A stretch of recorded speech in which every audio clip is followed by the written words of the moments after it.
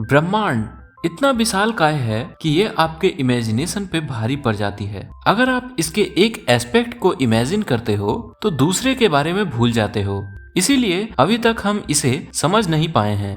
ये इतना बड़ा है कि इसके सामने हम धूल के बराबर भी नहीं हैं। और ये किन चीजों का बना हुआ है हम ये अभी तक ठीक से नहीं जानते, और ये भी नहीं जानते कि जो भी हम जानते हैं वह एग्जैक्टली सही है कि नहीं, क्योंकि आए दिन हमारे थ्योरीज को नई नई चुनौतियां मिलती रहती हैं और हमारे इतने सालों के सारे नॉलेज पर सवाल खड़ी कर देती है। इसीलिए आज के इस वीडियो में हम जो भी बात करने वाले हैं वह बस एक थ्योरी मात्र है, इसके कोई पुख्ता प्रमाण नहीं है। तो आज के इस वीडियो में हम एटम्स के ओरिजिन के बारे में बात करेंगे और जानेंगे कि एटम्स हमारे इस ब्रह्मांड में कैसे आए और हमारा निर्माण कैसे हुआ।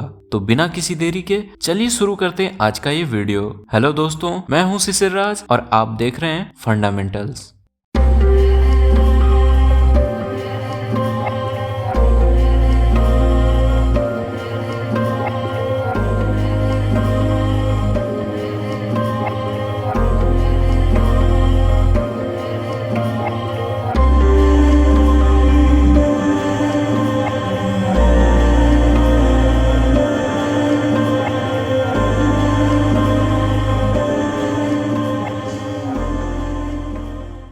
तो इस ब्रह्मांड के शुरुआत के ऊपर बहुत सारी थियोरीज दी गई हैं कि ये ब्रह्मांड कैसे बना या फिर कैसे वजूद में आया। पर उन सब थियोरीज में जो सबसे ज्यादा सटीक हमारे सिद्धांतों पे बैठता है वह है बिग बैंग थ्योरी। माना जाता है कि करीब करीब 13 बिलियन साल पहले यानी कि 13 अरब साल पहले ब्रह्मांड का शुरुआत हुआ था एक धमाके से, जो कि एक पॉइंट पे बहुत सारा एनर्जी जमा होने से हुआ था। और साथ ही साथ ये माना जाता था कि उस समय तक कोई समय नहीं हुआ करता था, मतलब समय भी अस्तित्व में धमाका होने के बाद आया। हाँ, मुझे पता है कि ये सुनने में बचकाना सा लगता है, पर यह थोड़ा कॉम्प्लिकेटेड चीज है। अगर आप समय पे अध्ययन करेंगे तब आपको पता चलेगा कि समय कितना कॉम्प्लिकेटेड चीज है। पर खैर, हमारा फोकस समय नहीं है, हम एटम्स की तरफ बढ़ते हैं कि एटम्स कैसे अस्तित्व में आया। तो बिग बैंग थ्योरी के अनुसार बिग बैंग होने के 0 से 10⁻⁻43 सेकंड तक के टाइम को प्लैंक एरा कहते हैं। ध्यान रखिएगा, ये 1 सेकंड का कुछ हिस्सा मात्र ही है, ये 1 सेकंड के करीब भी नहीं है।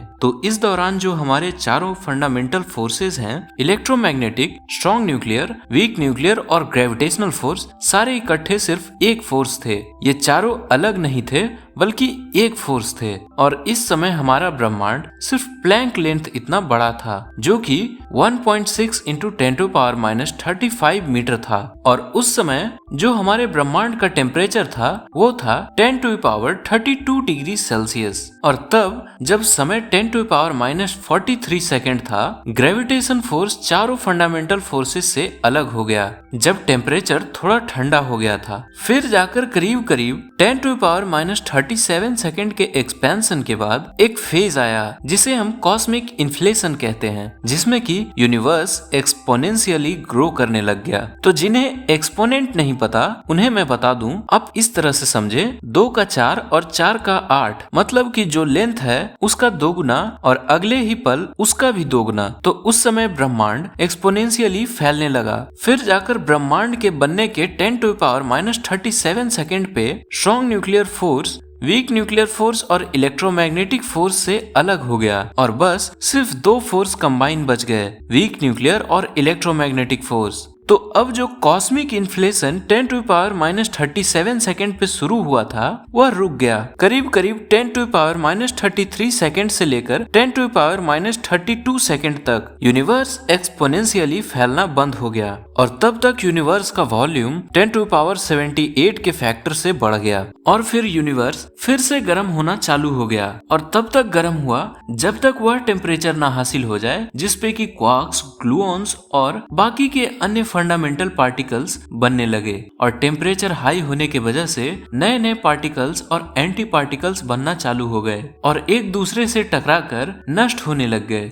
फिर एक पॉइंट पे बैरियोजेनेसिस शुरू हो गया। दरअसल इस दौरान बैरियॉन्स, जिससे कि हमारे अभी के मैटर बने हुए हैं, उनको छोड़कर कुछ एंटी पार्टिकल्स नष्ट हो गए। ये कैसे हुआ, इसका कोई भी एक्सप्लेनेशन नहीं है, बस हो गया। और यही वजह है कि इस ब्रह्मांड में हमें एंटी मैटर नहीं मिलते हैं। फिर ब्रह्मांड का डेंसिटी और टेम्परेचर दोनों घटते गए और 10⁻⁻12 सेकंड पे वीक न्यूक्लियर फोर्स और इलेक्ट्रोमैग्नेटिक फोर्स भी एक दूसरे से अलग हो गया और करीब करीब 10⁻11 सेकंड पे हमारे ब्रह्मांड का टेम्परेचर बस उतना ही रह गया जितना कि पृथ्वी पे पार्टिकल एक्सेलरेटर में होता है। और 10⁻⁻6 सेकंड पे क्वार्क्स और ग्लूऑन्स आपस में मिलकर प्रोटॉन्स और न्यूट्रॉन्स का फॉर्मेशन करने लग गए और अब टेम्परेचर उतना ही रह गया कि नए पार्टिकल्स और एंटी पार्टिकल्स को बनाया ना जा सके। तो जो पहले से बचे एंटी पार्टिकल्स जो कि बैरियोजेनेसिस के वक्त बच गए थे,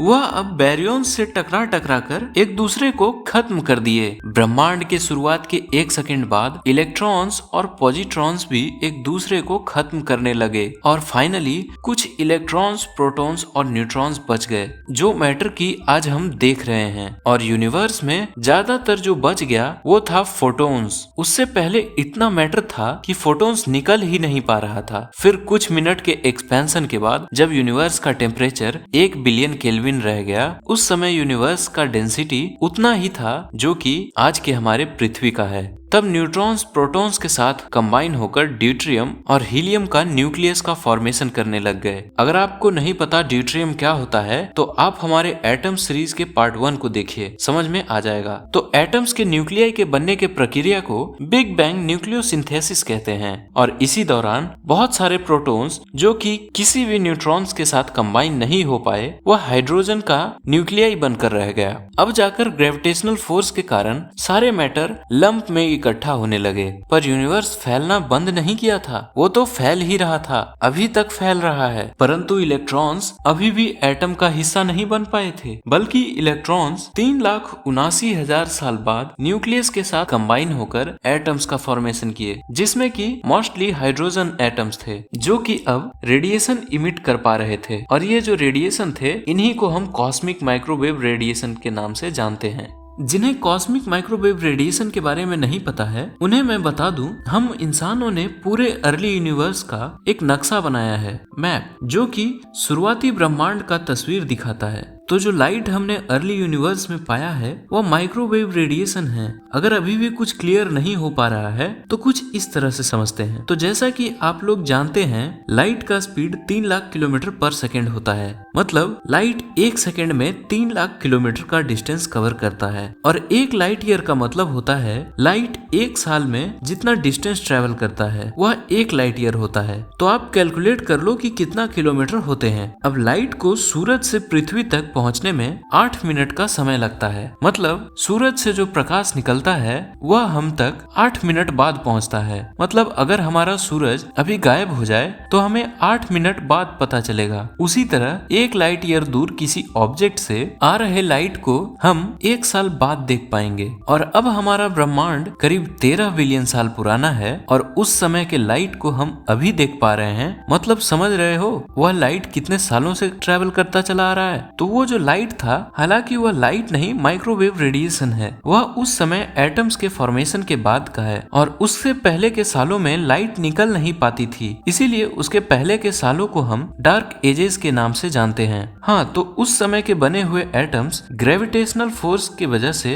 इकट्ठा होने लगे और गैस क्लाउड्स और फिर स्टार्स और फिर गैलेक्सीज का फॉर्मेशन किया। तो स्टार्स के फॉर्मेशन के बाद हाइड्रोजन एटम्स के साथ फ्यूज होकर हीलियम का निर्माण करने लगे और हाइड्रोजन एटम्स हीलियम एटम्स के साथ फ्यूज होकर लिथियम एटम्स को बनाने लगे। इसी तरह से बाकी के एटम्स का भी फॉर्मेशन हुआ। आज हम लोग 118 तरह के एटम्स के बारे में जानते हैं, पर ये इतना आसानी से नहीं बन गए। इन्हें बनने में अरबों सालों का समय लग गया। कितने स्टार्स बने और नष्ट हुए, तब जाकर हमें इतने भारी भरकम एटम्स मिले। क्योंकि कोई स्टार बस सिर्फ आयरन एटम तक का ही फॉर्मेशन कर सकता है और बाकी के जो हैवियर एलिमेंट्स हैं वो सुपरनोवा एक्सप्लोजन और फिर न्यूट्रॉन स्टार के कोलिजन से बनता है। तो जो एलिमेंट्स हम देख रहे हैं उन्हें बनाने के लिए कितने स्टार्स पैदा हुए और मर गए, तब जाकर इतना हैवियर एलिमेंट मिला।